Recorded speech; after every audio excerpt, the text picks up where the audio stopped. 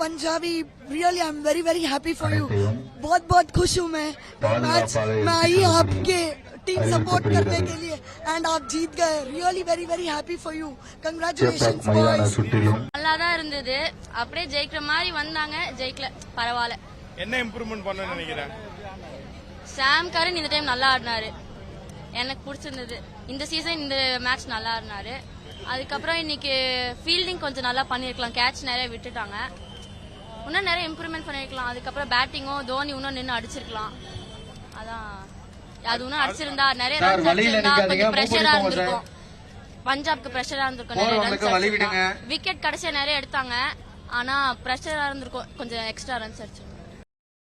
So it was so nice and wonderful. All the colors were nice, but like they did not win this time. But of course they'll win the next time, and we courageous. Like they'll come as a young army and win a cup. Match நல்லதா இருந்துச்சு. ஆனா ரச்சின் ரவீந்திராவை முன்னாடி எடுத்தா கொஞ்சம் நல்ல start இருக்கும்னு நினைக்கிறோம். கொஞ்சம் ஃபீல்டிங் இம்ப்ரூவ் பண்ணோம், நிறைய கேட்சஸ் விட்டாச்சு.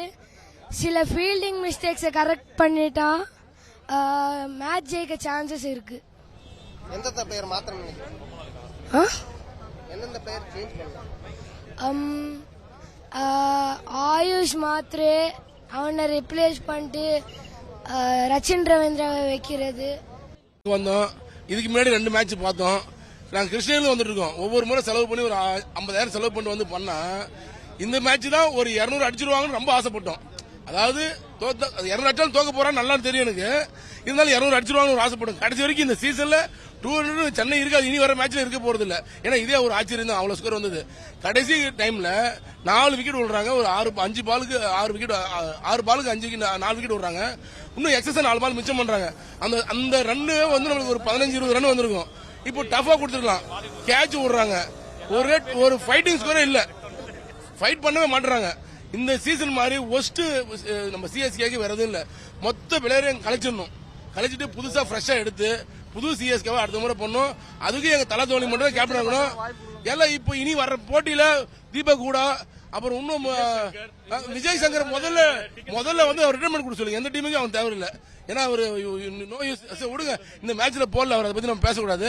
அதாவது பழைய ஆளுங்கள்லாம் எடுத்துட்டு ஃப்ரெஷ்ஷான ஆளுங்களை போட்டு யங்ஸ்டர் ஒவ்வொரு டீம்லயும் இன்னைக்கு வந்து 20 வயசு 14 வயசு 14 வயசு பசங்க தான் சூப்பரா மேட்ச் கலக்கினுங்கிறானுங்க.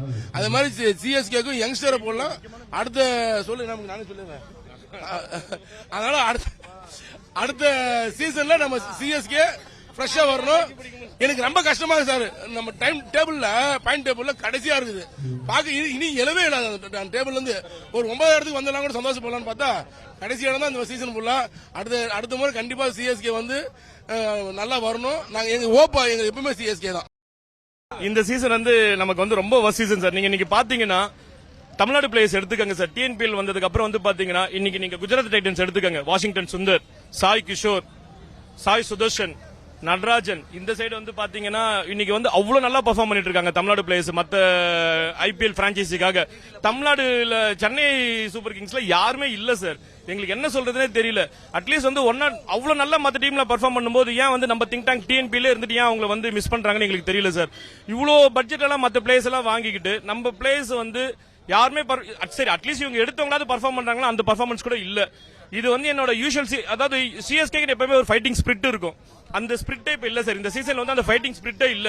தோனி சொன்ன மாதிரி தான், ஒரு டீம்ல ஒருத்தர் 2 பேர் ஆடலனா ஏதாவது ஒன்று பண்ணலாம், டீம் மொத்தமே சரியில்லைன்னா என்னதான் பண்றது? யாருமே ஃபார்ம்ல இல்ல, ரொம்ப கஷ்டம் சார். எனக்கு தெரிஞ்சு வந்து கம்ப்ளீட்டா நம்ம ஒரு சேஞ்ச் ஓவர் பண்ணாதான் சார் நல்லா இருக்கும். நெக்ஸ்ட் சீசன்ல வந்து நம்ம வந்து நல்லாவே பண்ணணும் சார். நெக்ஸ்ட் சீசன்ல வந்து நம்ம அட்லீஸ்ட் வந்து நம்ம தமிழ்நாடு டீம் பிளேயர்ஸ்க்கும் தமிழ்நாட்டுல இருந்து வர பிளேயர்ஸ்க்கும் வந்து ஒரு நல்ல சான்ஸ் கொடுக்கணும். அட்லீஸ்ட் ஒரு 2 or 3 players, not even a single player வந்து பிளேயிங் ஃபார் சிஎஸ்கே. அவங்க நல்லாவும் பர்ஃபார்ம் பண்றாங்க. சோ வந்து நெக்ஸ்ட் இயர் வந்து ஹோப்ஃபுல்லி வந்து we will do best நினைக்கிறேன் சார். மேட்ச் சென்னை சூப்பர் பொறுத்த வரைக்கும் 180ன்றது நல்லா ஆடினாங்க. இதுல 3 விக்கெட் போனாலும் சென்னை சூப்பர் கிங்ஸ் நல்லா ஆடினாங்க.